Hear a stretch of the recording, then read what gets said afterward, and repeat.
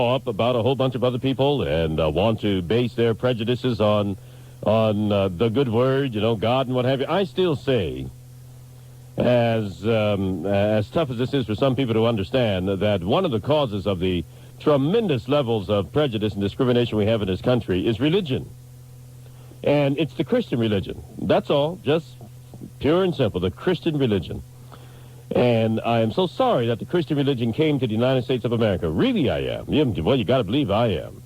It has fostered more crap and ruined more lives in the United States of America than any other philosophy you can think of. Truly, it has. And all you have to do is open your eyes and see it for what it is. And it's just such a shame that Christianity came to these shores. I am sorry it did.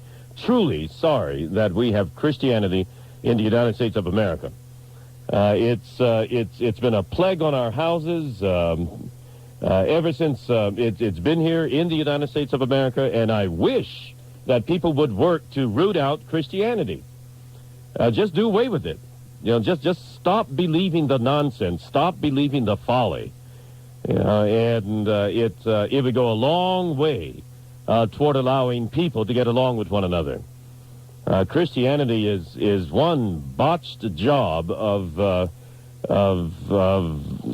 what can I say? I was going to say theology. I don't even consider it a credible theology. I really don't. Theology is the study of God and all that, but I don't consider that at all. Christianity is the ultimate of folly, and what a shame that so much mess has been poured down the hearts and souls and minds of so many people in the United States of America. Now, I know it's elsewhere throughout the world, but I don't live throughout the world. I live right here, and this is where it has existed ever since we've had a country. Ever since people even thought that we ought to be here, that we, coming out of the old world into what they considered to be the new world. Native Americans never considered this to be a new world. They were here, and they considered it to be a very friendly, old-time world that they enjoyed. And apparently the world here enjoyed the Native Americans. But you look at most of the deep-seated, deep-rooted prejudices that we have in the I've made that argument for years, that there is no Christian anywhere who can prove that Jesus was heterosexual. There's plenty of evidence that he was not. Plenty of evidence that he was not heterosexual. But oh my goodness, if you were to talk about Jesus being gay or not being straight, being a homosexual and all that, and oh my God! You rankle some feathers. People call you sacrilegious and all that sort of stuff. It's a shame. It's a shame. Prejudice after prejudice after prejudice. Why are Christians so damned prejudiced? Maybe somebody can call up and let me know. Why are they so prejudiced, and why do they perpetuate this crap so much? One would think that years ago, Christians in America, the ones who were here and the ones who based holding black slaves on scriptures. They could point to some text in the Bible that gave them the right to hold slaves coming out of Africa. Yeah, they did. And then they even can give you some text out of the Bible that says that they ought to go walk around in white sheets and white pillowcases and burn crosses. That's what that cross is. The cross is the Christian cross of the Ku Klux Klan. It's a Christian cross. That's what it is. So they're out there practicing their Christianity, killing black people, stringing them up, cutting them up, burning them up, castrating them, lynching them.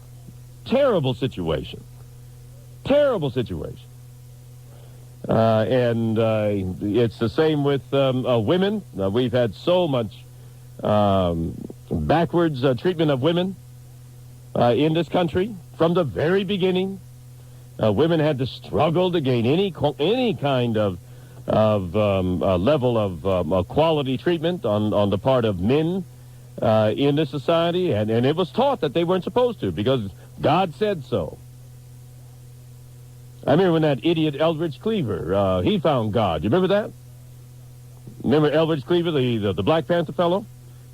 He went over to Europe, and he was over there in Paris or some such place, and then he became a born-again Christian, came back here, and started preaching that men ought to beat their wives. Yes, he did. Yes, he did. Eldridge Cleaver. That's when I lost all respect for the idiot, and, how on earth can you hold yourself out to be any kind of intelligent human being and then come back here and start advocating, first of all, you sexual abomination unto God. Listen. And you ask a lot of Christians, and what will they tell you? You read the word of God. No. What will they tell you? You don't listen to what will they tell you, sir? No, I'm trying to prove to you that a belief in Christianity will cause you to do bad things. It's an abomination. What's an abomination? Being a homosexual. Why? Engaging in that. Why? Because the word of God... See, there you go. Now, if you didn't have the word of God there, telling you all that stuff, what would you call it? Listen, the word of God... No. Answer. Why can't you answer my question? Standard. Why can't you answer my question? Say that again? If you didn't have the word of God there telling you that it's an abomination, what would you call homosexuality? You would, if you didn't have the word of God there, you wouldn't have Christianity. I know that. Yes, sir, answer my question. If you didn't have the word, you just got finished saying to me and to my wonderful audience, as I knew you would say, that the reason you know homosexuality is an abomination because it's in the Word of God, right? That's right. So I now have asked you the question, if you didn't have the Word of God, what would you call homosexuality?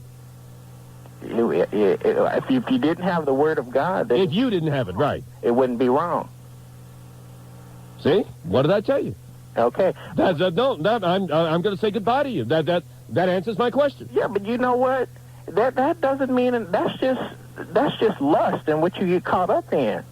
Yeah, but sir, why do you have to say that something is an abomination? And you just answered the question because it's in the Bible. It's the Word of God. That's my point. So, sir, before you became a Christian and believed that so-called Word of God, you just got finished telling us that it would be okay. Well, that's right. That's right. That it'd be okay. So, but now that you belong to the Christian faith and you believe that book is the Word of God, and if they tell you that purple is an abomination, then by God you're going to believe it. Who are you referring to as they? You. Hey, it's not no they. You read the Word of God and you learn and you try to become what you can be through Christ. I understand, but what I'm saying is that what you have become is a hateful person. That's what I'm saying. I'm not hateful at all. Oh, yes, you are. You don't like homosexuals. I didn't say I didn't like them. Well, why don't you go ahead and say what you told me a moment ago?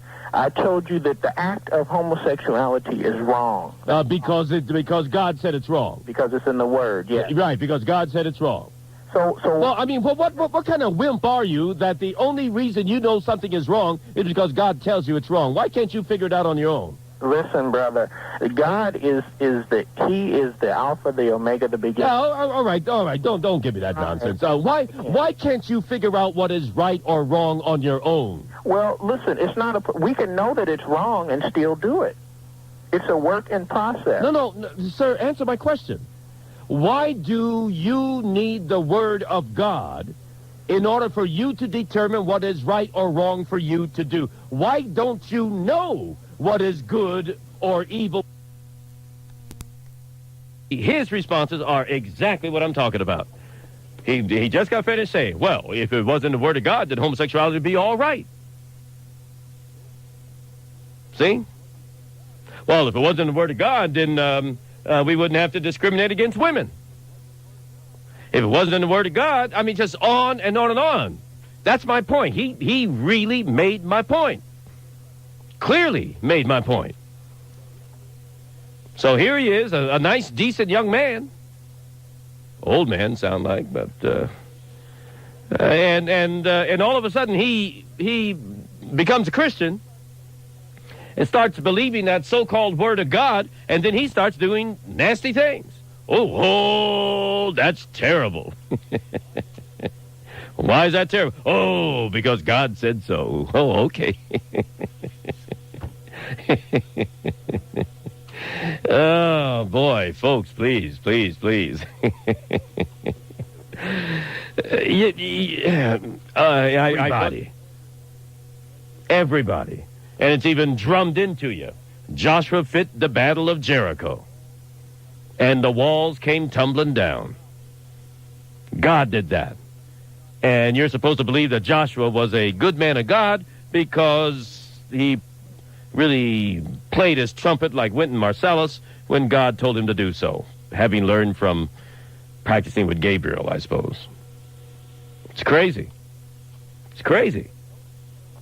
So don't tell me that you are a decent person and you believe in God.